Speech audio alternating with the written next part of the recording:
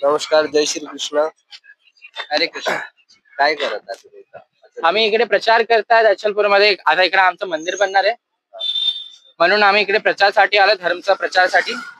आम्ही हे म्हणतात की तुम्ही पण वाचा आणि लोकांना धर्म सांगा की ऍक्च्युअल धर्म काय आहे.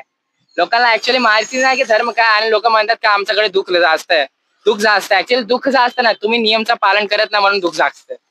तर तुम्ही हे भगवद्गीतामध्ये जर धर्म दिले गेलेला आहे, ते नियम जर तुम्ही पालन करणार, तेव्हा जाऊन तुमच्या लाईफ मध्ये सुख येणार आहे.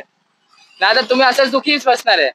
आता जर कोणी जर सिग्नल, आता जर रोडचा सिग्नल जर पालन केलं नाही, जर नियम त्याने भंग केलं, मग ऑब्व्हियसली चालन तर कटणारच आहे. तसंच जर आम्ही जर हा संसारचा जर नियम जर पालन करणार नाही, तेव्हा जाऊन आम्हाला दुःख भेटणार आहे, हे कन्फर्म आहे. जर तुम्ही जर भगवानचे दिलेले गेलेले ग्रंथ वाचून जर तुम्ही तुमच्या लाईफवर जर अप्लाय नाही केलं, तेव्हा जाऊन तुमच्याकडे दुःख येणारच आहे. हे भगवान त्याने निर्माण केलेला संसार आहे. जर तुम्ही भगवंताचं ऐकणार नाही, मग तुम्हाला दुःख भेटणारच आहे, सुख भेटणार नाही.